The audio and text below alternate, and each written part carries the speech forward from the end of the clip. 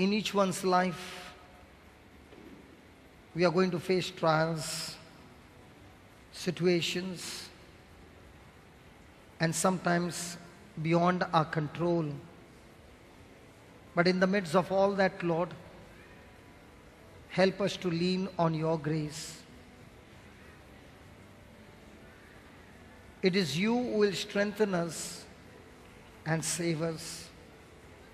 It is your love that will deepen our relationship and make us strong. And through it all, O Lord, that I'm going through, I will sing this song that I'm with you and you are with me. And you are dwelling in my heart and you are there every moment of my life. Help me to recognize, O Lord, that you never leave me nor forsake me. You are with me all the time. Especially when the stressful thoughts come against me, Lord, forcing me to make decisions that are carnal. Help me.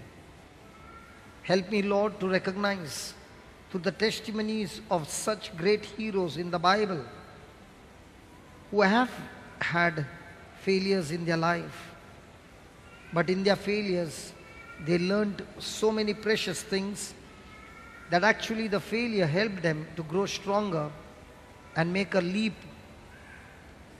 of a giant faith and climb up and become spiritually strong with a giant faith. Lord, let our failures and negative things that have happened to us not go wasted, but in all this, help us to learn the truths of life. Help us not to be discouraged, Lord, but to encourage ourselves in you through your word. Bless everyone with the gift of prayer, that we have a personal relationship with you in our everyday life. Help us, Lord, as we go through this teaching. Reveal to us more and more truths that will help us to build up our faith and never get drifted away from you.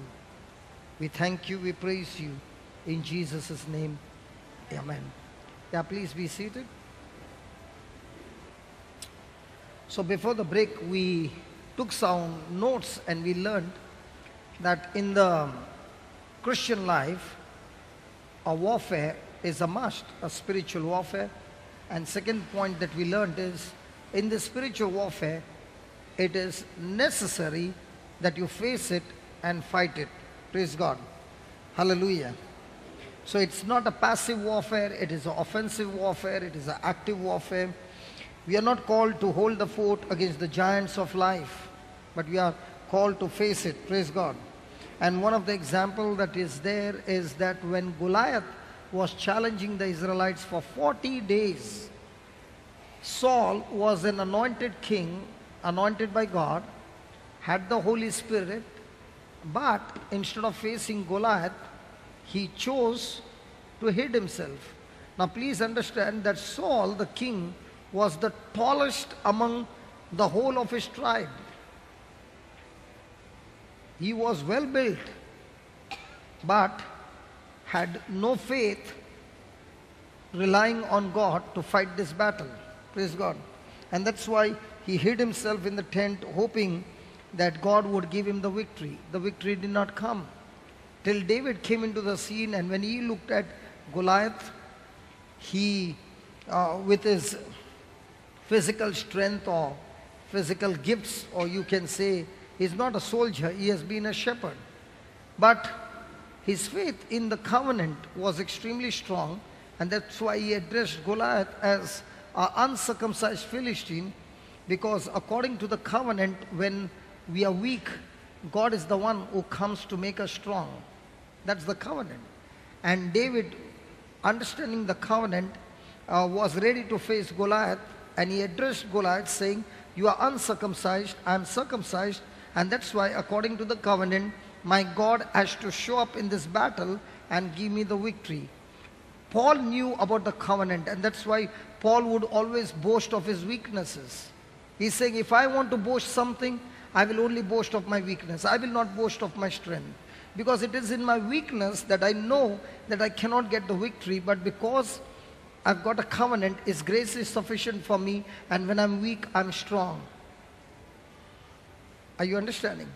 So Paul was always excited about his weakness because he understood that according to the covenant, if I'm a covenant partner with my God, then God has to show up in this battle when the giants are coming against me, different situations are coming against me, and if I can rely on God, God will surely show up in that battle and give me the victory.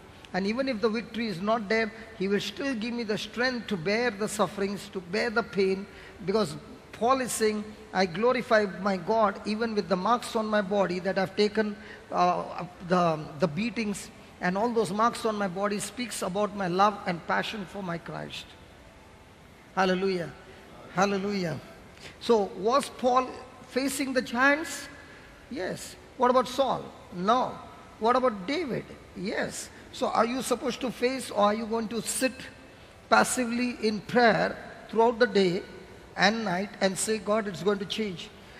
There's a season for praying and there's a season to go out in the battle. God said to Joseph when he was praying and fasting, tomorrow in the morning you shall go into the wilderness and you shall go into the battle. You will not fight the battle, but you will go there. And when they began to sing and praise God and they went to face the giants, by then God had already moved, but he had to follow God's instructions. So also in our life, we cannot be passive Christians who are only going to pray, because there's going to be a time for prayer and there's a time to face the giants. Amen? Now, did Jesus fight the battle in the Garden of Gethsemane, a time of prayer? Yes. Was he sweating blood? Yes. Did he turn his back after the prayer? No. He faced the battle where he knew he was going to be tortured, where he knew he was going to be crucified. And in all this what was happening, the question was, would he follow his Father's will? Would he be submissive to his Father? And as long as he kept that, to be submissive to his Father, the Bible says if Satan knew that by killing the Son of God he would lose the battle, he would have never touched Jesus. He never knew it. Because Satan thought that by crucifying Jesus, he would get the victory. If he had to know that by crucifying Jesus, he would lose the battle, he wouldn't have killed the Son of God. Amen? Hallelujah. But when Jesus was facing it, did he do anything to get disqualified in his Father's eyes? No.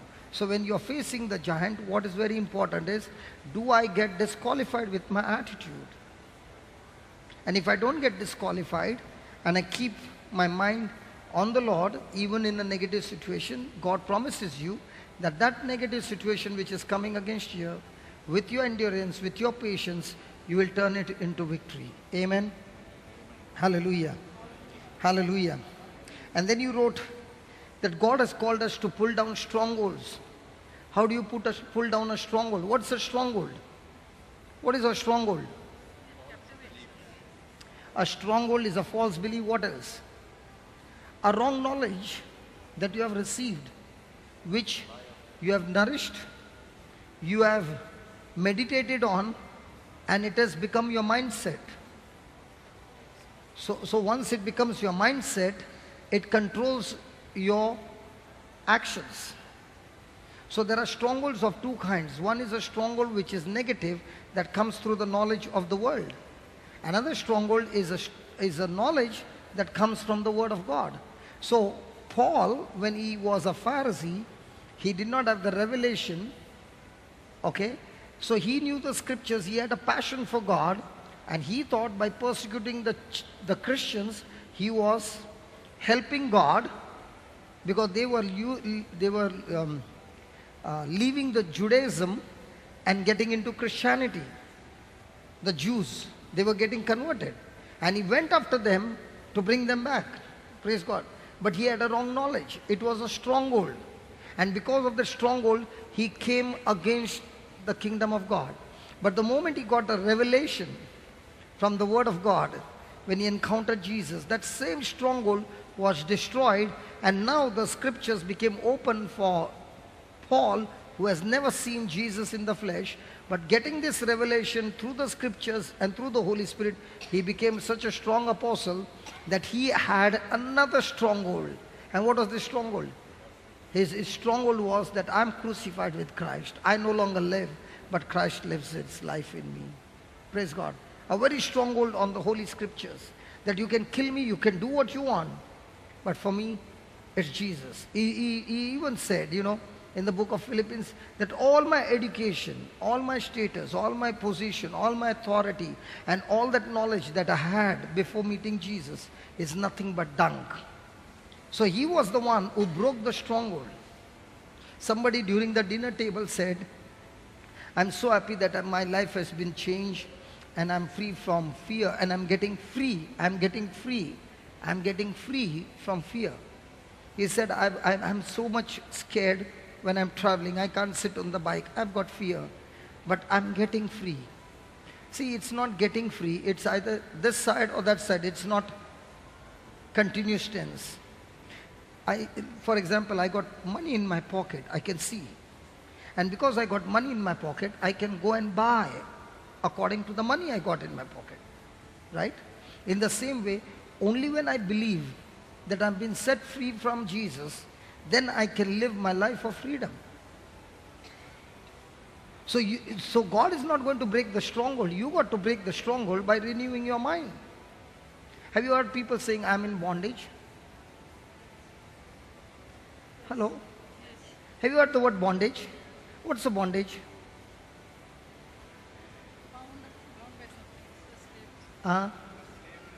Bondage is nothing but something that you fear. For example, somebody says, go take the mic and make an announcement. The person has got fear to face the crowd. What's that? Bondage. Go and meet your teacher. I'm scared. What's that? Bondage. So anything that you fear is a bondage. And when you fear, it becomes a stronghold. So the scriptures breaks bondages. The scripture breaks strongholds. And once your stronghold is broken, now for example, let me give you an example. Supposing I told her, you should be very careful when you lay hands on somebody. Because if you're not strong and if you have not prayed and you're not fasted and you lay your hand on a person who is having affliction of the evil spirit, that evil spirit will come on you. I just said her one time. Now she is going and praying over Frank. Just an example, Frank. You are free. Just an example. Don't take it. I'll keep it in the mind. So Frank has got some affliction and she's about to pray. What I spoke to her, will that word at that moment speak to her? Will she remember it? Come on, will she remember it? Yes, she'll remember it. Now when she is about to pray and she puts her hand back and she says, I'll pray for you, brother, you go home. Now what's that meaning? She is in a bondage. Now how did she get the bondage? Because she got an information. She got some knowledge. But is that knowledge according to the word of God? No. So when she got some information which is not according to the word, it became a bondage. And when she nourish it and nourish it and nourish it, after years it becomes a stronghold. So what is the Bible going to do? Just put that, we started with the scripture 2 Corinthians 10, 3, 4 and 5, Baba. For the weapons of warfare are not carnal, but mighty through God. So mighty through God. What is that weapon? The word of God. Mighty through God to the pulling down of stronghold. So when she has got this stronghold, when I told her, she will turn to me and say, can you show me in the scripture where it is written this?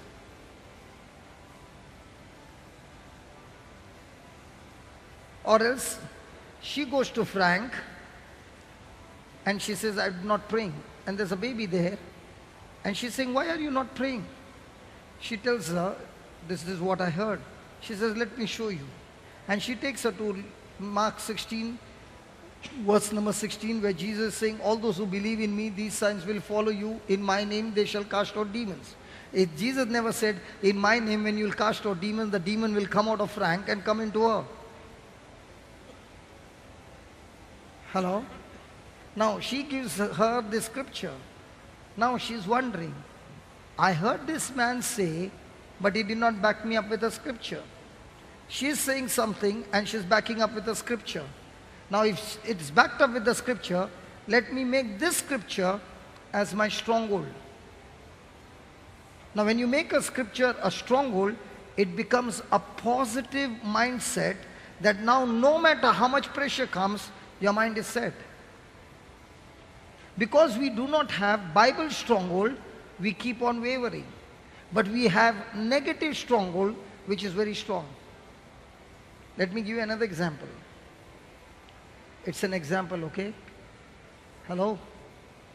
So when you pass this side, on the left hand side there is a bamboo trees. After 10 o'clock night, when you pass there, something strange happens. I tell you. Example mine. Hello?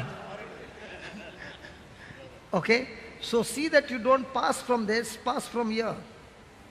Now, I just told you. Now 10 o'clock there is going to be a break. And you will be going out. Will you remember at that time I should not be on the left hand side? Are you following? So how does stronghold comes? Stronghold comes through different people giving you information, or you going into somewhere and getting information, or getting wrong knowledge.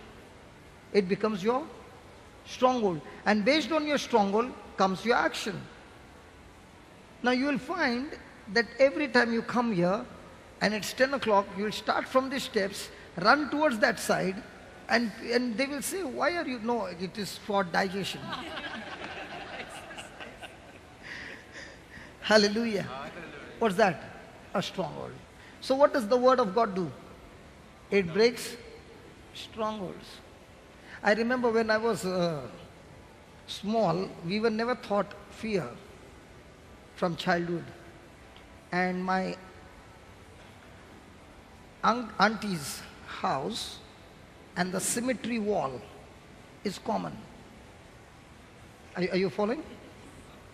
You didn't follow? Behind the wall is all the rest in peace, praise God. But so many stories were told to them from childhood that, you know, the other cousins of mine, when we used to say, come, let's go to the auntie's house, they'll say, no, I'm not coming after 7 o'clock. Praise God, nobody comes. And the other problem was, it was like a mountain, okay? And there were stones which were like fire stone. You know, I don't think in Goa you get those stones. It's hard, like a fire stone. And it is always round. So when you're walking, if one stone starts moving, it will go on rolling down. And at night when you're walking and with your all senses alert, when the stone is going behind, you feel somebody is coming from behind. Are you following? So, I used to be there, playing over there, and from my uncle's house, I used to go. So they used to tell me all the ghost stories. Now when they began to tell me the ghost stories, it affected me. I would come to the junction and then say 1, 2, 3 and start running and not stop till I reach auntie's house. And when you're running, you know, the stones are rolling behind, and I could remember that sound, and all hair standing and still running and finish going there. Praise God. Now before that I had no fear. Are you following? And I was what? About 10 or 12 years old.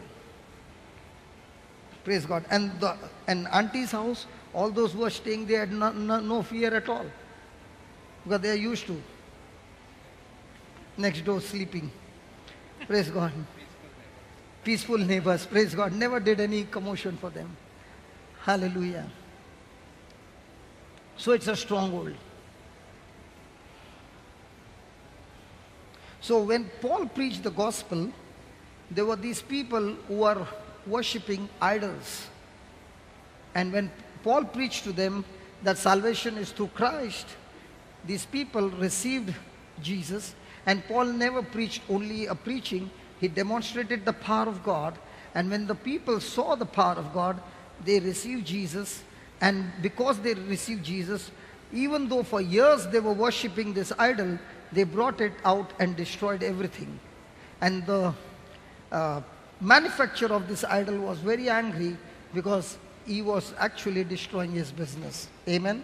So also you and I are called to break the stronghold. Now you are not called to go to some people who are having idols and break the idols. No, no, no. The Lord is saying through the gospel we are supposed to break the system, the world system. Now for example, you break the idol, but that person's idol is in the heart. You can break a stone statue, but what about the statue in the heart? What is needed is to breaking of that statue which is in your heart and mind. Hallelujah. What is to be broken is the world system. For example, somebody offers you a drink and you say, I don't drink. The next question they'll say, you are Christian? No? And if you are from Goa, you are really from Goa and you don't drink? It's a stronghold which is of the world. But does the Bible say if you are a Christian you should drink? Actually speaking, the Bible says if you are a Christian, you should never drink, because this body is the temple of God and God's spirit dwells in this temple, not alcohol spirit. Somebody only said amen. Others? Hallelujah. Okay, write down. Did you understand? So I just gave you about alcohol. There are so many other strongholds. Your stronghold might be if somebody is saying something wrong to you, negative, you get angry quickly. Now that's a stronghold. You get irritated quickly, you get stressed out quickly, you get hurt quickly. All those are strongholds. And those strongholds have to be broken. Praise God. What did St. Paul said? As for me, I am crucified with Christ. If you are crucified with Christ, have you ever seen a dead body getting angry?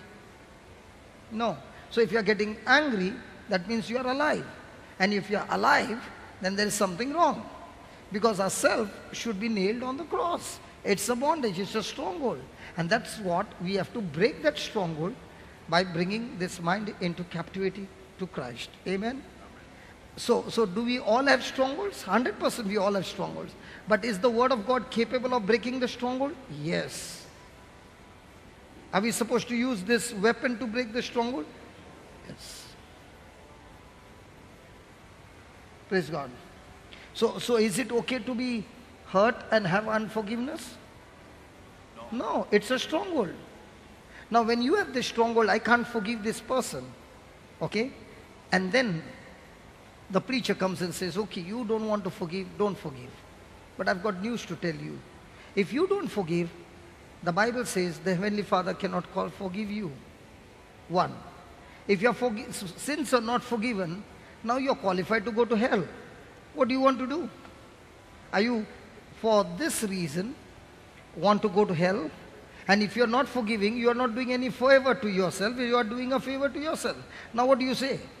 Now the person who understands and believes the truth will say, oh, if I forgive, I'm not doing a favor to that person whom I'm forgiving, I'm doing a favor to myself by forgiving. And if I don't forgive, then this mind is going to release poison in my body, and this body which is healthy is bound to have sickness and disease and make my life miserable. So I begin to now realize that unforgiveness is only going to destroy my life, then it is better for me to forgive that person. Praise God. Now what happened? The stronghold is broken. Amen.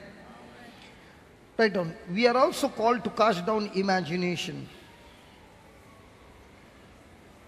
We are also called to cast down imaginations. Verse 5. Ashton, give me verse 5. That means we are to conquer them. That means we are to conquer them. We are to attack We are to attack and conquer imaginations of this world. We are to attack and conquer imaginations of this world.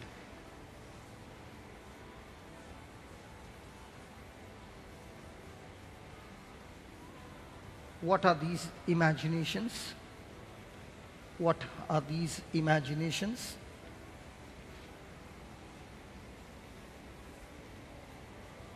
They are the deceptive. They are the deceptive and fleshy way of thinking. They are the deceptive and fleshy way of thinking common to this world system. Common to this world system.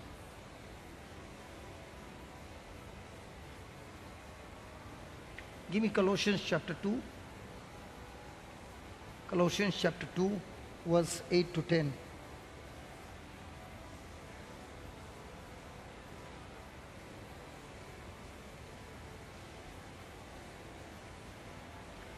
Be aware lest any man spoil you or cheat you or deceive you through philosophy and vain deceit, after the tradition of men, after the rudiments of the world, and not after Christ.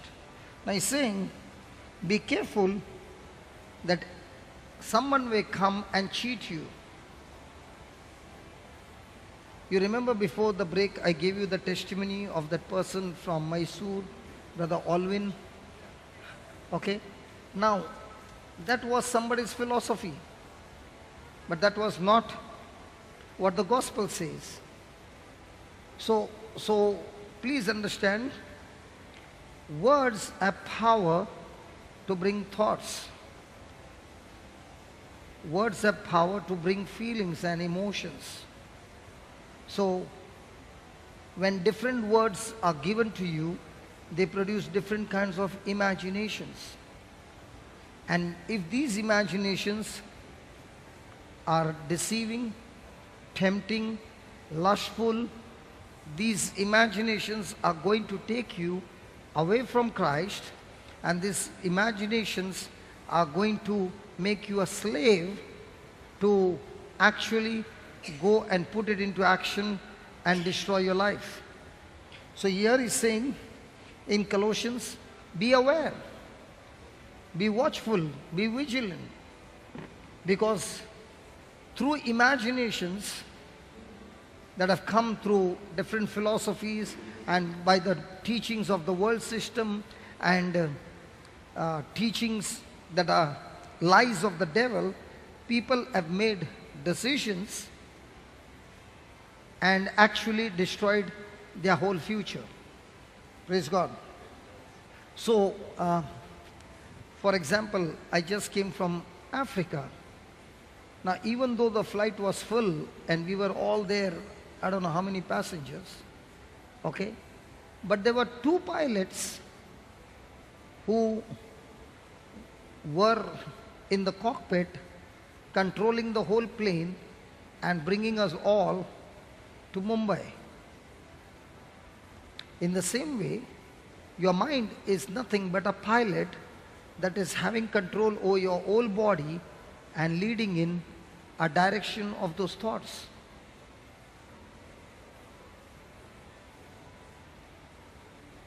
If the pilot makes an error, the whole plane goes into an error. I don't know what was the reason why Emirates flight crashed, whether it was the pilot's error or the equipment, the aircraft error, whatever error, but that error brought the whole aircraft on the landing strip and crashed and burst into flames. In the same way, if my imagination is not according to the word of God, and I'm going into that imaginations again and again and again, that imagination will weaken my willpower to fight back. That imagination will lead me in a moment, in a time or in a season where I will submit to those imaginations will master me.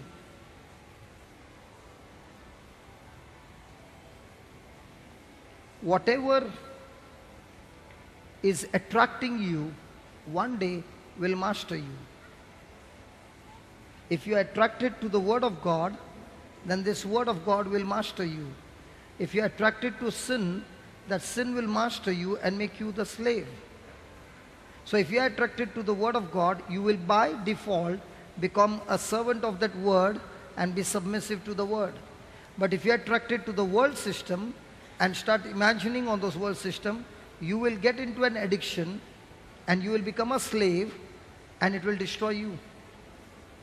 So he says, be careful and be extremely vigilant because it will all start with imaginations. So the giant's job is to give you imaginations. The circumstance job is to give you imaginations.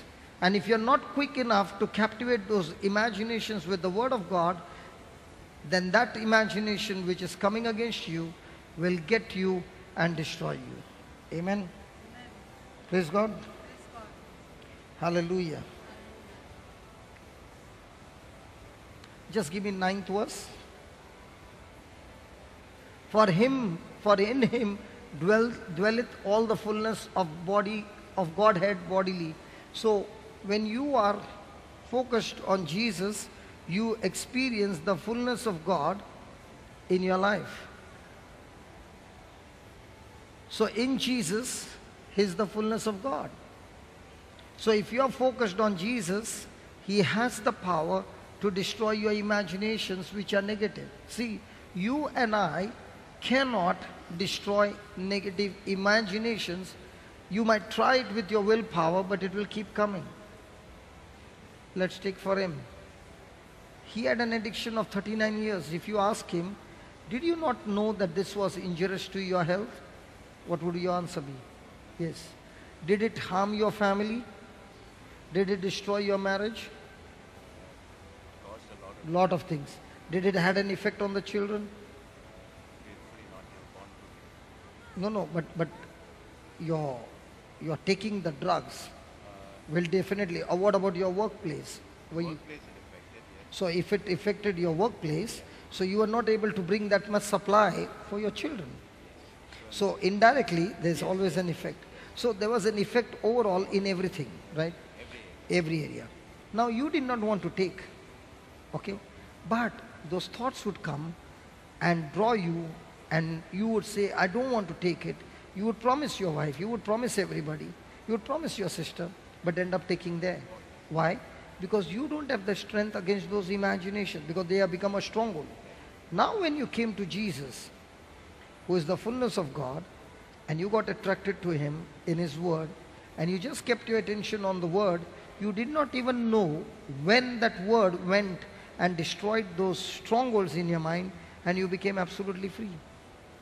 Now, after having this freedom, if he thinks now that I'm free, and he says, okay, now I'm strong, and he comes and sits with me, and I'm a drug addict, and he sits with me throughout the day, fellowships with me, 3-4 more friends, and he's sitting in our circle, and we are just taking and doing all those stuff, those thoughts will come back to him. Sorry? Who said no? If he is sitting in that company, it will come. So he has to avoid that and get more and more stronger and catch one at a time and share with them the Word of God and bring them to Christ. Otherwise, and this time when it happens and he falls, it will not be the same. It will be extremely, extremely severe, because now this time when the attack comes, it doesn't come with the same spirit, it comes with 7 more deadly spirits, Jesus says. Hallelujah. Hallelujah.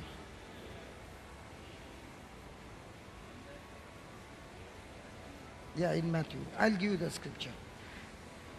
Write down. 2 Corinthians 10:5.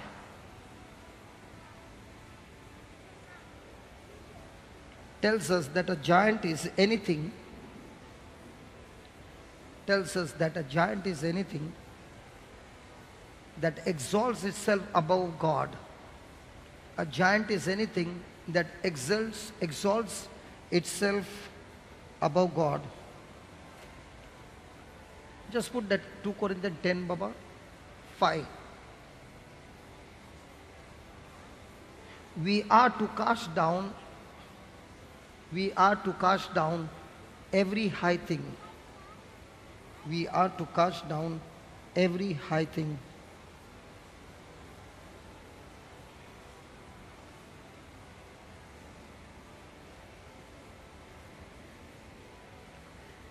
And these are those things, and these are those things, and these are those things that seem far above, that seem far above us, that seem too far above us, to even hope to win against them.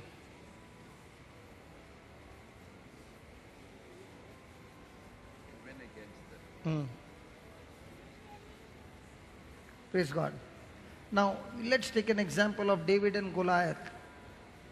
Can you, in your natural mind, if you look, is David a match to Goliath? He'll crush him. So, was Goliath, because of his strength and his posture and all that, was he exalting himself? Was he challenging even the God of Israel? Now, high thing is something that it exalts above God. Now, what did David do? He came into the fight and he said, I don't come to fight with you with my power, but I'm coming in the name of the Lord of the host. So he fought not with his strength, but he fought believing that God is on his side and God is the one who is going to fight the battle. Praise God. And do you know, Goliath had an armor on his body that covered his whole body except for one hole on his forehead. And imagine the slingshot that David strikes hits right through that hole, hitting Goliath right on his forehead. Praise God. And what surprises me is when a person, let me ask you a question. You are standing in the bus stopped, okay? And the bus driver starts with a jerk. Which way will your body go? That means you're not traveling by bus. No, it will go behind. That's why those Goans people, they don't travel in the bus. We people in train and in bus in Bombay, we know. And if the driver puts a brake, where does the now if somebody hits you hard, which way you should fall? Where does Goliath fall? That's how God shows that He is the one who struck him.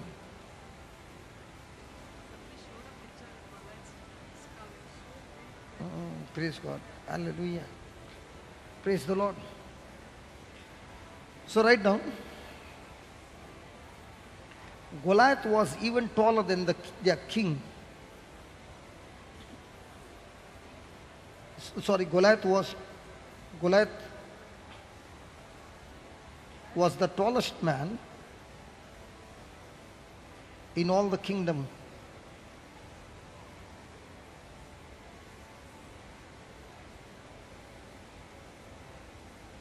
No matter how big Goliath was,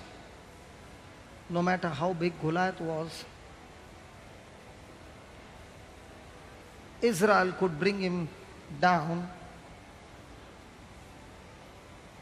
Israel could bring him down if they let God fight their battle. If they let God fight their battle for them.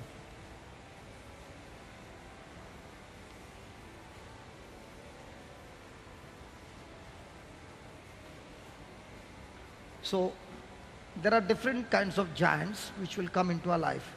The first one giant is called an intellectual giant. Intellectual giant. intellectual giants.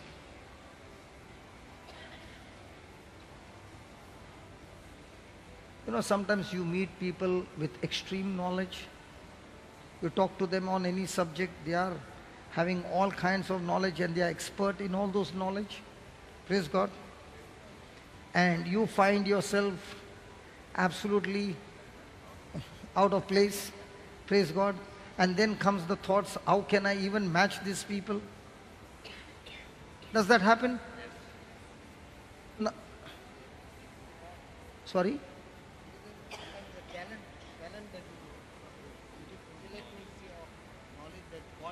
Okay, but does it come directly downloading, or he has to sit and get the knowledge somewhere?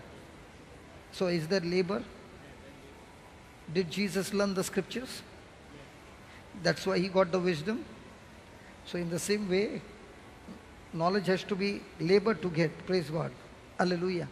Now, when there is an intellectual giant, and when you look at yourself that you're not, what comes to your mind? Now for your engineering, it was online, open to everybody, right? Okay? Now, how many people must have applied for that? In thousands and thousands. Now when you look at your, there might be many much above you. Correct, Baba? Thoughts must have come, right? So how many giants must have come to your mind troubling you? Because it was online admission. Anybody can apply all over India. God only knows how many applications must have come. But what did you do?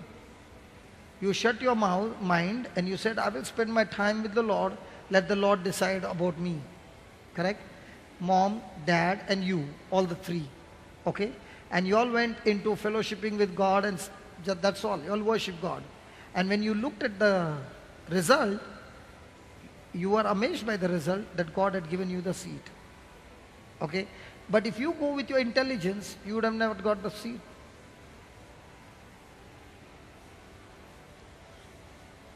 So there are many a times we face people who are extremely with knowledge, they're experts.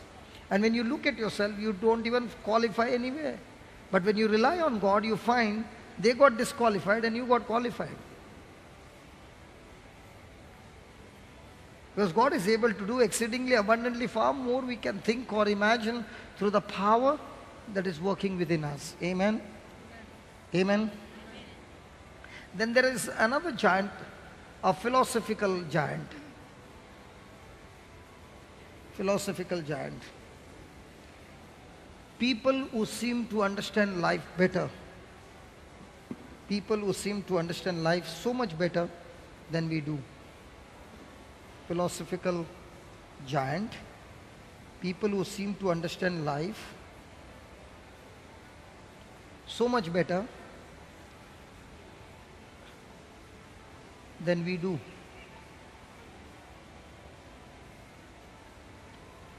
There's a book called Reader Digest. There are lots of theories there, lot of teachings there. And many a times those teaching don't match the Bible. So they teach you how you can live a better life. Okay? Now, when people practice that, they find no result. But when you practice the Word of God, does it give you guarantee that this will not fail?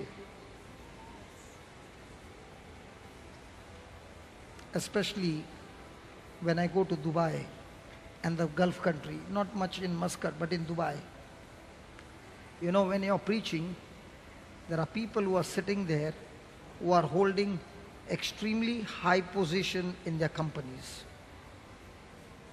Okay? The salary that they draw is extremely high. Their lifestyle is extremely high. But they come there with a pen and a paper and a notebook to write down. Why do you think they come and write down? I'm only a BCom graduate. That also people don't believe, but I am. Frank, you also got into that group? Praise God. Okay. So, many a times I think, Lord, I'm just a graduate, and that to a BCom. And these people are doctorate, they are so much high position and all. But why do they come? Because this knowledge helps them. They might be expert in that field which they are had knowledge, but the other areas of their life, they are missing the mark. Now what does the Bible do? It covers up everything and gives them restoration, recovery, blessings and everything. Hallelujah. So you come across different kinds of giants in life. But if you are stuck to the word of God, praise God, it will give you the victory. Amen. Hallelujah.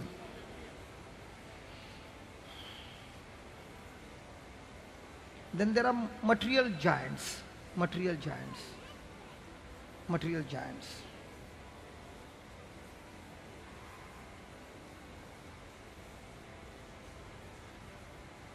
People who have so much more. People who have so much more than we do.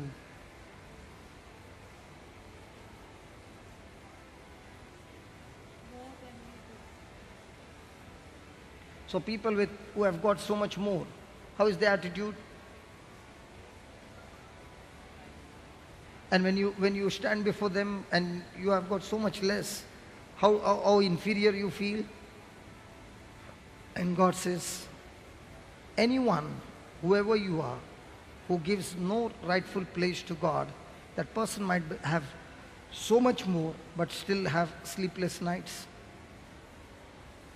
still be having depression, still may having drinking habits, still may have an incurable disease.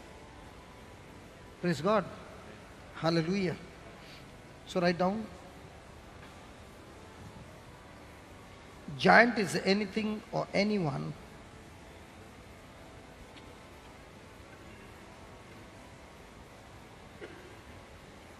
that refuses God, that refuses to give God, that refuses to give God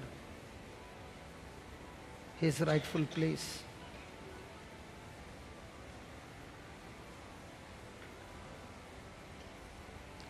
Now, you wrote those three giants. When you look at those giants, is there a tendency of feeling weak when you look at those people who are experts in knowledge? And you stand there, you begin to get totally stressed out and weak. Lord, what am I doing? People who give you so many good lectures of how to live a better life. People who have got so much more of resources. You are working hard and the enemy keeps telling, what's the use of working hard when you have been always honest? And see, look at your life. Look at you, man. It really brings a stress, a negative emotion in you. Praise God.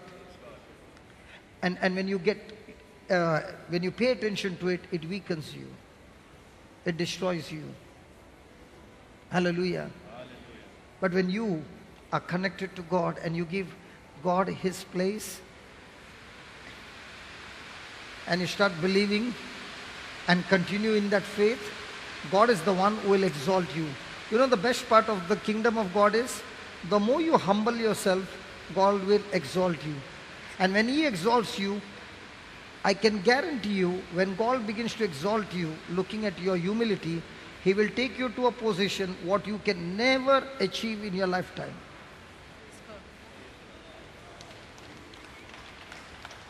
And that's why it's always advantageous to humble yourself before God. Amen.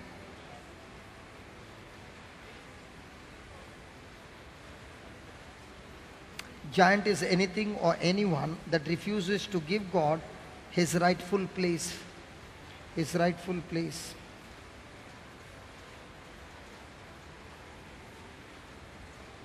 It is what exalts itself. It is what exalts itself against the knowledge of God.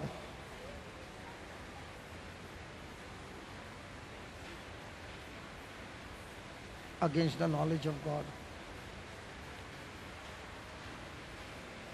This includes people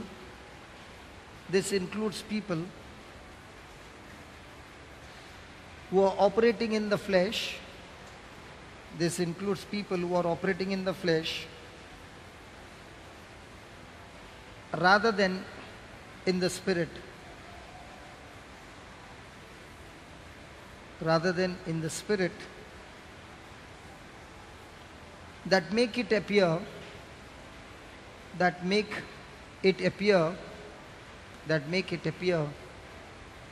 God is not in control. That God is not in control.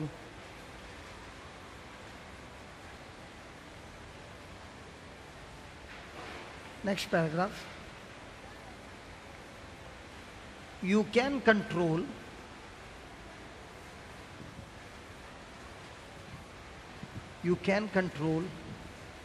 whether your heart is troubled. You can control whether your heart is troubled. You remember John 14:1, Jesus said, have faith in God, let not your heart be troubled. So when Jesus said, let not your heart be troubled, that means you can control your heart which is troubled. John 14:1. Put that John 14:1, Baba. Let not your heart be troubled. You believe in me. Believe. You believe in God. Believe also in me. Praise God. So when he says, let not your heart be troubled, that means do we have the authority not to allow our heart to be troubled? Yes. If we did not have, then he wouldn't have told us. Praise God. So how to keep our hearts free from trouble, out of trouble? First one, make a decision to believe what God says. Make a decision to believe what God says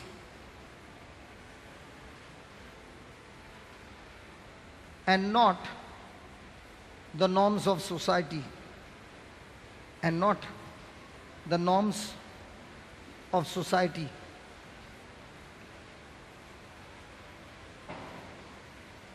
Make a decision to believe what God says and not the norm of society.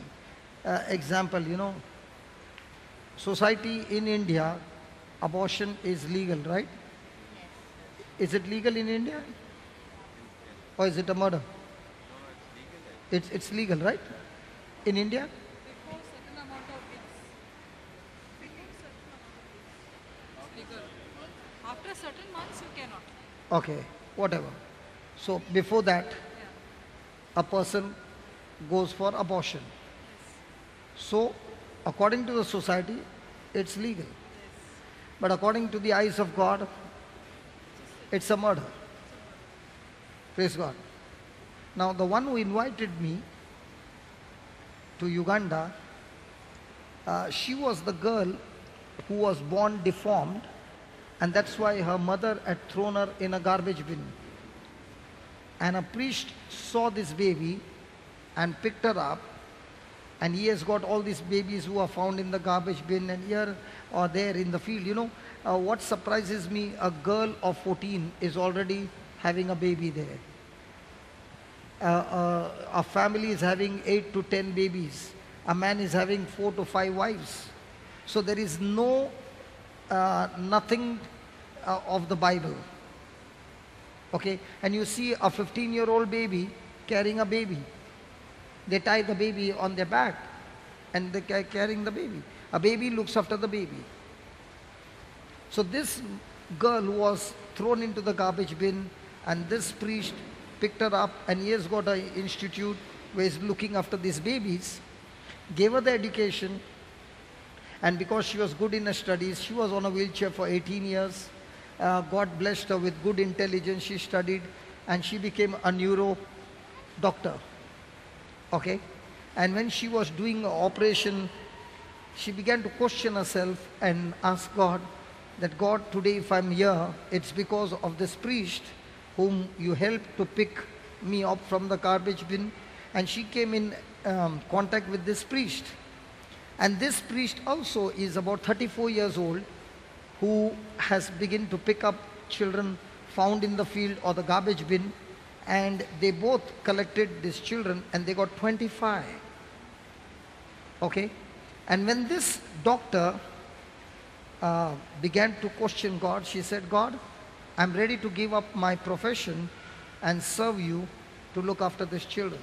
So she has given up her profession and she is serving the Lord by going to different places and preaching the gospel, sharing her life. And when the priest introduced her to Jesus, okay, and introduced her to her mother who had abandoned her, and this doctor was able to forgive the mother, reconcile, and today this doctor is looking after the mother. Praise God. It's a real life story, and when you see her, it's amazing.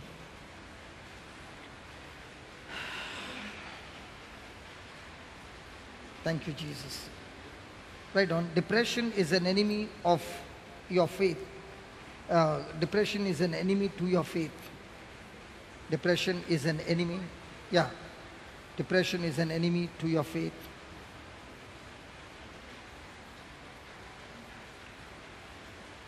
And you know, she got a paralytic stroke. Her life is full of tragedies. First of all, 18 years on a wheelchair. Then God heals her. She's out of the wheelchair, but her legs are even now this way. And with this, she will be dancing and praising God. She can't move much, and she'll be walking. And all of a sudden, she gets a stroke when she's preaching the word of God. And she gets a stroke and she can't speak. And she says, God, here I am. I left my profession to serve you, and now I can't speak. And she has a tumor in her brain. So when I went in June, before I could go, when I called her for details, she was speaking to me on the phone, but I could not understand. And then she put on the chat and she says, what I speak people don't understand because I've lost my speech. And we began to pray on the phone. And within 7 or 8 minutes of our talk, the Lord healed her tongue. And that evening she went on the radio and shared a testimony how the Lord healed her of the tongue. Praise God. Hallelujah. And last time when she has a tumor, okay, her reports came clean. And this time she said, brother, I'm going and getting the head of Goliath after this 10 days crusade. And I'm coming that there shall be no tumor. Because this time, she started preaching again, words have become absolutely clear, but that sensation on her tongue is still there. She's saying, brother, my speech has become restored, my hands, everything is restored, but that sensation on my tongue is still there. I said, listen, God never heals 90%, He gives you 100%. She says, I believe that, and it's amazing. And I'm just waiting on, by Monday, she'll be going for a test, and I'm waiting for the head of Goliath. She has built a house. You know, when recently she said, after I got my healing, I got a chance to do 2 surgeries, and I got another big amount. With that, I can construct the, you know, because she's building up a house, and her dream is that I should have at least 250 children found in garbage bins or here and there, because I want to give them education and do something before I leave this planet Earth. Is it easy to leave after all that education, doctor? To leave the profession and look after the street children? And she's going from place to different countries. So I asked her, have you been to Tanzania? She said, yes. I said, can you take me to Tanzania? Done. When you are coming, I will organize a crusade for you. So she goes to Kenya, she goes to Tanzania, she preaches on the radio. So when God connects you with people who are selfless, it's amazing life.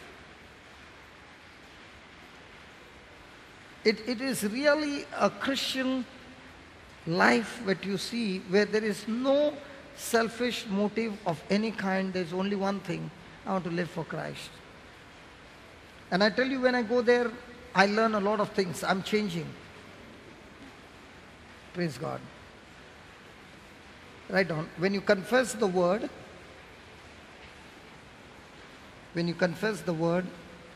and continue in it, when you confess the word and continue in it, you make progress.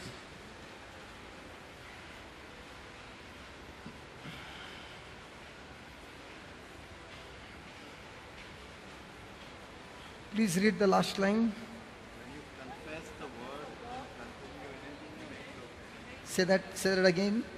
Confess the word and continue in it, make progress. That's a powerful statement. You are making work in progress on the positive side. You might not see, but it is. A fantastic example is a mother who sits on a egg to hatch 21 days. On the outside, you see no change. On the inside, amazing change. And only on the 21st day, you see the cheek. But the process has started from the day one when she was sitting on that egg for 21 days continuously. In the same way, when you're confessing the word day and night, meditating, and you are a doer of the word, you are sitting on the egg of your miracle. It is work in progress. It will hatch, and when it breaks, the miracle will break forth in your life. Amen. When you are in a troubling situation,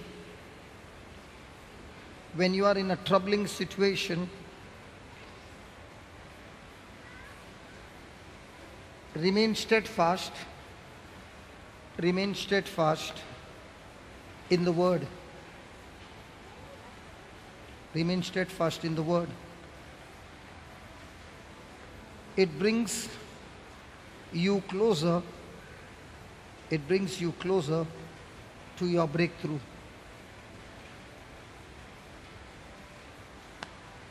It brings closer to your breakthrough. Have you heard the word steadfast? What's a steadfast?